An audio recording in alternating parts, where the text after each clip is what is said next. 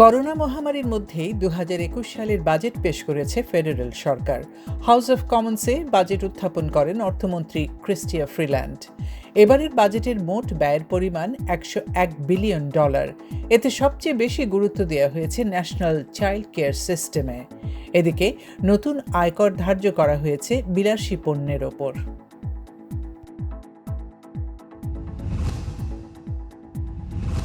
শুরু থেকেই এবারের বাজেটের তীব্র বিরোধিতা করে আসছেন বিরোধী দলীয় নেতা এরিনো টুলে। তিনি বলেন, দেশ যখন ভ্যাকসিন সংকটে ভুগছে তখন কিছু অবাস্তব প্রস্তাব নিয়ে এসেছে ফেডারেল সরকার। এছাড়া এবারের বাজেটকে পরবর্তী নির্বাচনের প্ল্যাটফর্ম হিসেবে ব্যবহার করছে ট্রুডো সরকার, এমন অভিযোগ করে আসছে বিরোধী দলগুলো।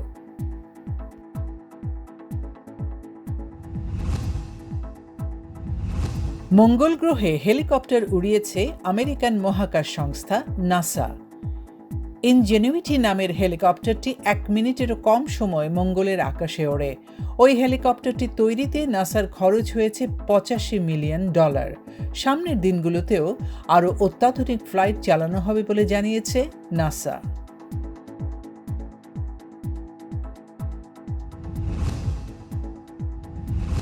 চলতি সপ্তাহে আরও ১ মিলিয়ন ডোজ ফাইজারের ভ্যাকসিন আসছে কানাডায়। একই সময়ে ১.২ মিলিয়ন ডোজ মডার্নার ভ্যাকসিন আসার কথা ছিল, তবে তা স্থগিত হয়েছে। এ তথ্য জানিয়েছেন ক্রয় সংক্রান্ত মন্ত্রী অনিতা আনন্দ। এছাড়া আপাতত অ্যাস্ট্রাজেনেকা ও জনসন অ্যান্ড জনসনের ভ্যাকসিন আসছে না বলেও এ সময় জানান তিনি।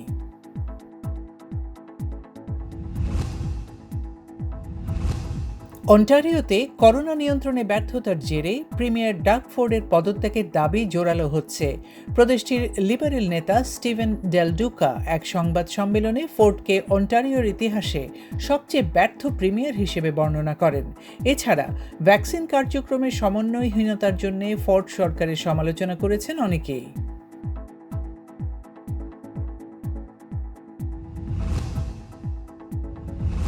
যুক্তরাষ্ট্রের ৩টি শহরে একই দিনে আগ্নেয়াস্ত্র সহিংসতায় ৭ জন নিহত হয়েছে। টেক্সাসের অস্টিন, উইসকনসিনের ক্যাশকা ও শিকাগোর উইন্ডি শহরে এসব সহিংসতার ঘটনা ঘটে।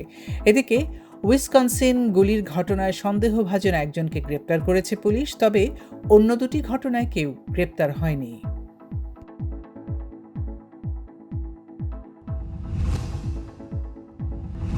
টানা ২০ দিনের অনশনে অসুস্থ হয়ে পড়েছেন রাশিয়ার বিরোধী দলীয় নেতা অ্যালেক্সেই নাভালনি। এর পরপরই কারাগারের একটি হাসপাতালে স্থানান্তর করা হয়েছে তাকে। কর্তৃপক্ষ বলছেন তার অবস্থা সন্তোষজনক। গেল ৩১ মার্চ থেকে তিনি অনশন শুরু করেন। এদিকে নাভালনি কারাগারে মারা গেলে রাশিয়াকে এর পরিণতি ভোগ করতে হবে বলে সতর্ক করে দিয়েছে যুক্তরাষ্ট্র। পাকিস্তানে জিম্মির পর ১১ পুলিশ কর্মকর্তাকে ছেড়ে দিয়েছে তাহরিক-ই-লাব্বাইক পাকিস্তানের কর্মীরা। এক সপ্তাহ ধরে ফ্রান্স বিরোধী বিক্ষোভ ও সহিংসতায় এখন পর্যন্ত ৬ পুলিশ সদস্য নিহত হয়েছেন। অন্যদিকে টিএলপি নেতাদের দাবি, সংঘর্ষে তাদের কয়েকজন সমর্থকও প্রাণ হারিয়েছেন। ওই ইসলামী দলটিকে এরই মধ্যে নিষিদ্ধ ঘোষণা করেছে পাকিস্তান সরকার। বাংলাদেশে চলমান লকডাউনের মেয়াদ আরও ১ সপ্তাহ বাড়ানো হয়েছে। সম্প্রতি করোনা সংক্রমণ ব্যাপকভাবে বেড়ে যাওয়ার প্রেক্ষিতে এমন সিদ্ধান্ত নিয়েছে সরকার। তবে ব্যবসা প্রতিষ্ঠান খুলে দিতে সরকারকে চাপ দিচ্ছেন ব্যবসায়ীরা। এদিকে গেল ২৪ ঘন্টায় করোনা ভাইরাসের রেকর্ড ১১২ জনের মৃত্যু হয়েছে।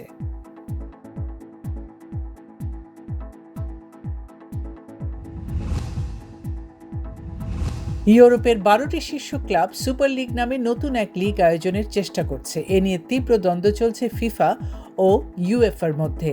এই সুপার লিগকে এরই মধ্যে অবৈধ ঘোষণা করেছে ফুটবলের নিয়ন্ত্রক সংস্থা। অবশ্য সুপার লিগের আয়োজকরা বলেছে তারা ফিফা ও ইউএফার সাথে যৌথভাবে কাজ করতে আগ্রহী।